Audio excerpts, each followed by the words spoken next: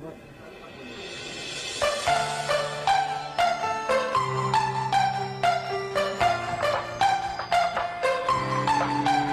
and gentlemen, the Honorable Vice President Sara Duterte Duterte.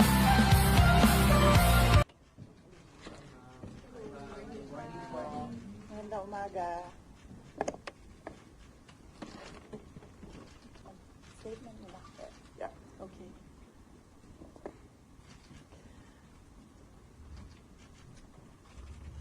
Assalamualaikum warahmatullahi wabarakatuh. Madayaw, maayong adlaw kaninyong tanan. Magandang araw sa inyo lahat.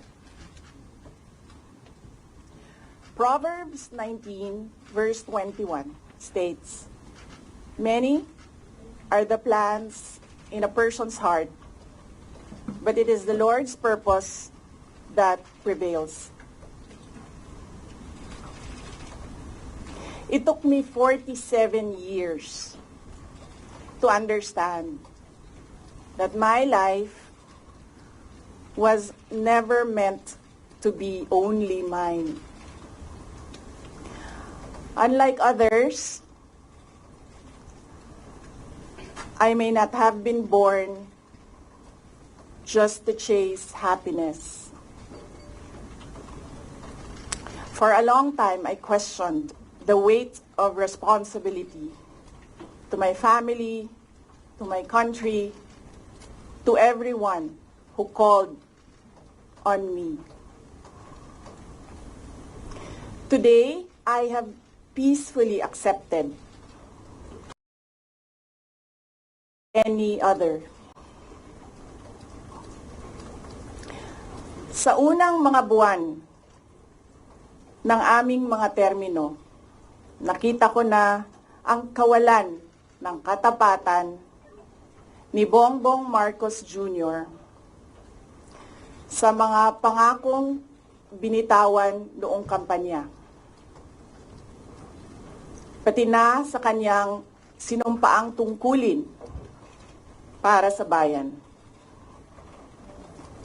Dahil hindi ko kinaya na maging bahagi ng 2025 national budget na tadtad ng katiwalian. Pinili kong umalis sa kabinete kahit alam ko na mula pa noong 2023 na ang magiging kapalit ay ang aking impeachment. Mga kababayan, humihingi ako ng paumanhin. Patawad kung tinulungan ko mahalal si BBM bilang Pangulo ng ating bansa.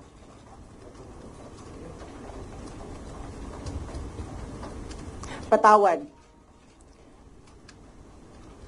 kung hanggang ngayon ay marami pa ring Pilipino ang nalulunod sa baha ng dahil sa malawakang korupsyon.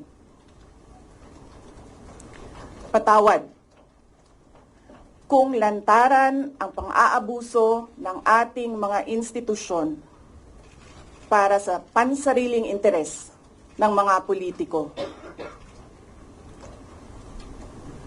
Patawad kung patuloy ang pagtaas ng presyo ng mga pangunahing bilihin habang nananatiling kapos ang kita ng bawat pamilya.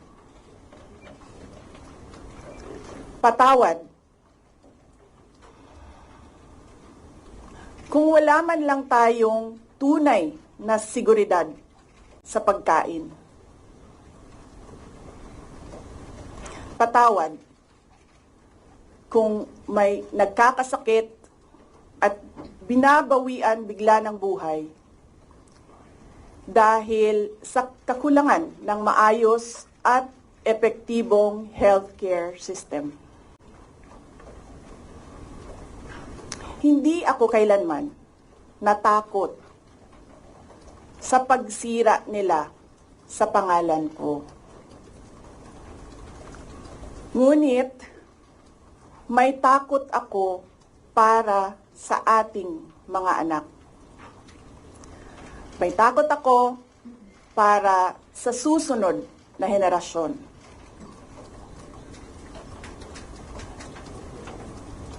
May takot ako para sa mga kababayan nating walang bahay sa ibang bansa.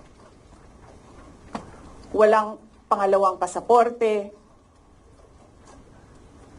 walang ibang matatakbuhan kundi ang Pilipinas. Kahit ito'y patuloy na nalulugmok sa kahirapan. Na ako'y kahadlok, nga moabot ang adlaw na dawaton na lang nato ang kapobrihon isip kapalaran. Nga maanad na ta sa sayop. Nga mawad-an na lang ta og paglaom. Og labaw sa tanan na ako'y kahadlok,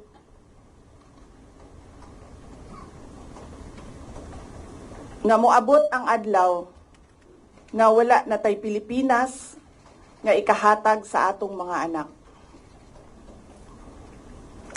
I cannot kneel before each and every Filipino to beg for forgiveness.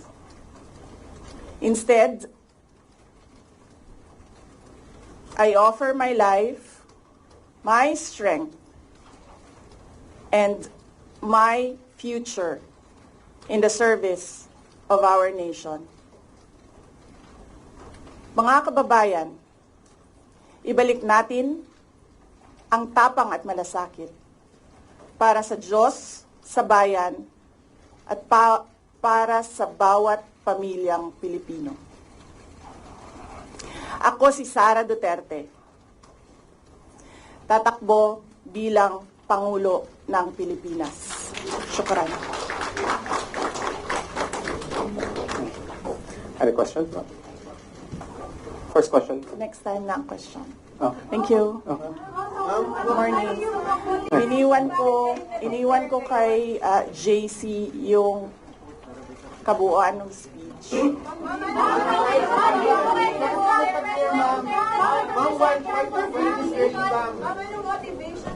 Why this early, ma'am? I'll scan this. I-scan ko na. Sasend ko sa GC. I-send ko sa GC. Wait lang. Para maganda yung scan.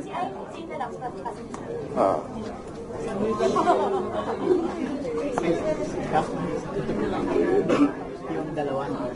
Ito yun.